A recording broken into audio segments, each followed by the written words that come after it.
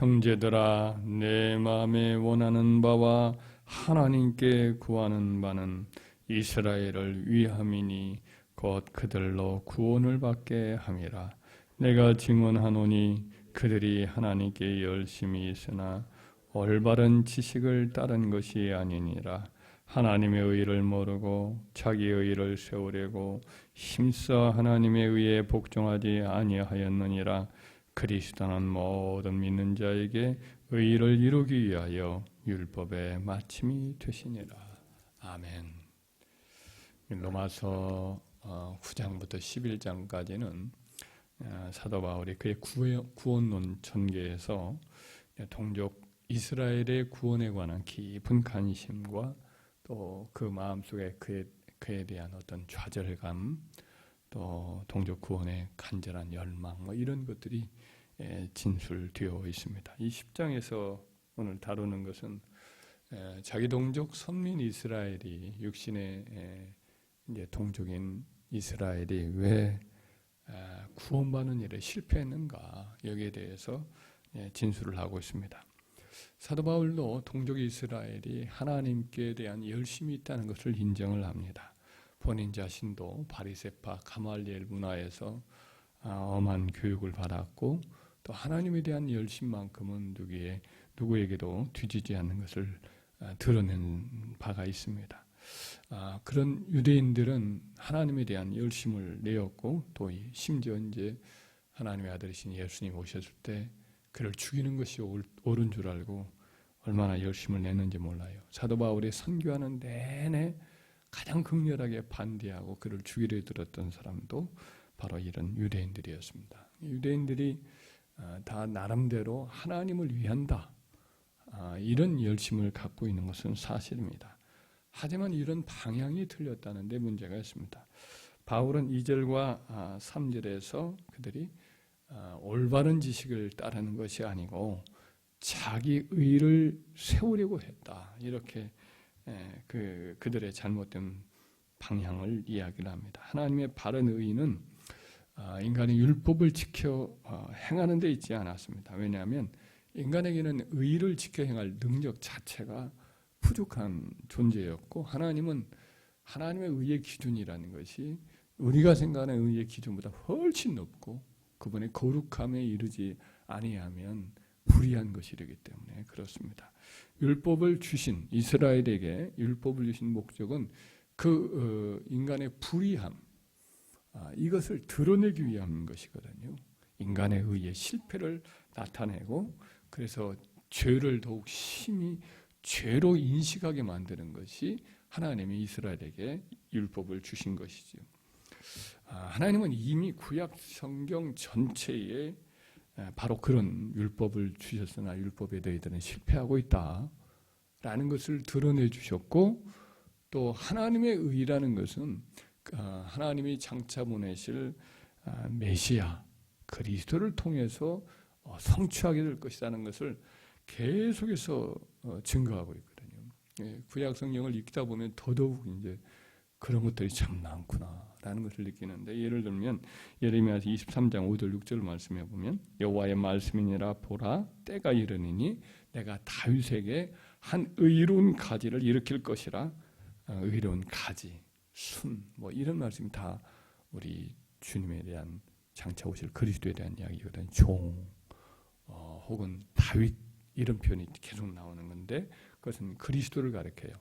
그가 왕이 되어, 의로운 가지가 왕이 되어 지혜롭게 다스리며 세상의 정의와 공의를 행할 것이며 그의 날에는 유다가 구원을 받을 것이며 이스라엘은 평안히 살 것이며 그의 이름은 여호와 우리 공이라. 여호와 찌뚝에 누라 일컬어질 것이다. 우리 주님이 하나님의 의거든요. 예레미야 33장 14절에도 동일한 예언을 반복해요. 여호와의 말씀이니라 보라 내가 이스라엘 집과 유다 집에 대하여 일러준 선한 말을, 이것이 바로 이제 그리스도를 보내준다는 말이에요. 내가 이스라엘 집에 대하여 유다 집에 대해서 일러준 선한 말을 성취할 날이 이르리라. 그날 그때 내가 다윗에게서 한 공의로운 가지가 나게 하리니 그가 이 땅에 정의와 공의를 실행할 것이라. 그 나라의 유다는 구원을 받겠고 예루살렘이 안전히 살 것이며 이 성은 여호와는 우리의 의라는 이름을 얻으리라. 계속 반복되고 있어요. 에스겔 37장 24절 하나만 더 확인한다면 내 종 다윗이 그들의 왕이 되리니, 이거 메시아를 가리키는 거예요. 그들 모두에게 한 목자가 있을 것이라. 그들이 내 규례를 준수하고 내 율례를 지켜 행하며 내가 내 종 야곱에게 준 땅 곧 그의 조상들이 거주하던 땅에 그들이 거주하되 그들과 그들의 자자손손이 영원히 거기에 거주할 것이요 내 종 다윗이 영원히 그들의 왕이 되리라. 내가 그들과 화평의 언약을 세워서 영원한 언약이 되게 하고 또 그들을 견고하고 번성하게 하며 내 성소를 그 가운데에 세워서 영원히 이르게 하리니 내 처소가 그들 가운데 있을 것이며 나는 그들의 하나님이 되고 그들은 내 백성이 되리라. 이것이 결국은 에스겔 선지자의 마지막 부분에면 성전에 대한 여러 가지 환상이 나오고, 근데 그것은 이제 지상 성전에서 이룬다기보다는 우리 주님이 세우신 하늘나라에서 이미 완성이 되고 이 땅의 새 예루살렘 새 땅에서 그것이 이제 현실화될 거거든요. 이런 말씀들이 수없이 많아. 이사야서에도 말할 것 없고 여러 선지자, 소선지자도 나오고 모세의 여러 율법에도 나오고. 그러니까 하나님이 공의는 언제 성취가 되는 거예요? 어떻게 성취가 되는 거예요? 그리스도가 오셔서 그의 통치를 통해서 이루어진 거예요. 그분 자신이 여호와 찌르게너거든요. 그러니까 인간의 율법으로 구원받는 게 아니에요. 하나님의 구약 성경이 이미 다 말씀을 해 주셨다고요. 그래서 4절의 그 말씀이 바로 그거예요. 그리스도는 모든 믿는 자에게 의를 이루게 하여 율법의 마침이 되었느니라. 율법의 마침, 텔로스란 단어는 마침이란 단어인데 성취해야 됐다, 이런 뜻이기도 해요. 끝이 되기도 하고 다 성취해서 끝을 맺는 분이 바로 예수 그리스도이시거든요. 그를 믿는 자에게 이제 하나님의 의를 선물로 주시는 거죠. 그래서 우리 예수님이 그 약속을 따라 이 땅에 오셔서 결국 율법을 다 지켜 행하시고 하나님의 명령에 따라 우리 모든 죄와 저주와 심판을 다 담당하시고 십자가에 죽으시고 부활하심으로 하나님의 의를 다 이루셨고, 그 부활하심으로 그를 믿는 모든 자들의 하나님의 의를 또 선물로 주셨단 말이죠. 그래서 이 구원의 도를 담은 것이 바로 이제 복음인 거지요. 사도들이 이제 부탁한 것이 바로 내가 그리스도고 나를 통해서 구원을 받는다. 이것을 이제 증거하고 부탁한 것이 복음이에요. 이것이 이제 멀리 있는 말도 아니에요. 그들에게 늘 가까이 주겠다라고 신명기 31장에 예언을 하였던 그 말씀이고, 이것이 바로 예수 그리스도가 이 땅에 오셔서 죽으시고 부활하시고 사도들에게 명령하심으로 그들 곁에 주어진 말씀, 하나님의 말씀, 성취된 말씀이죠. 이제 그것이 바로 복음인 거죠. 이 8절인데 함께 읽겠습니다. 그러면 무엇을 말하느냐? 말씀이 내게 가까워 내 입에 있으며 내 마음에 있다 하였으니 곧 우리가 전파하는 믿음의 말씀이라. 이것이 이제 사도를 통해서 증거된 복음인 거죠. 그래서 이 복음을 듣고 이제 예수 그리스도를 구주로 영접하고 또 이 예수 그리스도의 이름을 시인하면 구원을 받아요. 이것이 10절, 11절, 9절, 10절인 말씀인데 9절, 10절 읽어요.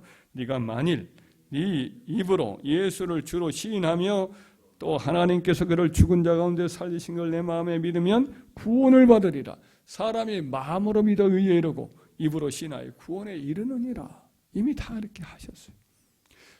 이스라엘 백성들에게 수없이 그걸 말씀을 했어요. 선지자를 통해서 수없이 그걸 증거하였고, 예수님이 직접 오셔서 말씀하셨고, 또 사도들이 성령으로 기사와 이적을 또 계속 이렇게 표적으로 드러내면서 이것이 사실이다. 너희가 죽인 나무에 달아매어서 죽였던 그리스도를 하나님 다시 살리셨고 너희들의 임금과 구주로 삼으셨다. 이런 말씀들을 수없이 주셨어요. 그들이 안 들었다고 말할 수가 없다고 말씀을 하죠. 그들은 다 들었단 말이죠. 14절 보면 그런즉 그들이 믿지 아니하는 일을 어찌 부르리요 듣지도 못한 일을 어찌 믿으리요 전파하는 자가 없이 어찌 들으리요 보내심을 받지 않았으면 어찌 전파하리요. 이렇게 말씀하는데 그들이 듣지 못했나요? 이스라엘 백성이 안 들었나요? 우리는 못 들었습니다. 이렇게 변명할 수 있나요? 그렇지 않다는 거죠. 그들은 다 이미 들었다는 거죠. 18절을 읽어볼까요? 그러나 내가 말하노니 그들이 듣지 아니하였느냐? 그렇지 아니하니 그 소리가 온 땅에 퍼지고 그 말씀이 땅까지 이르렀더라.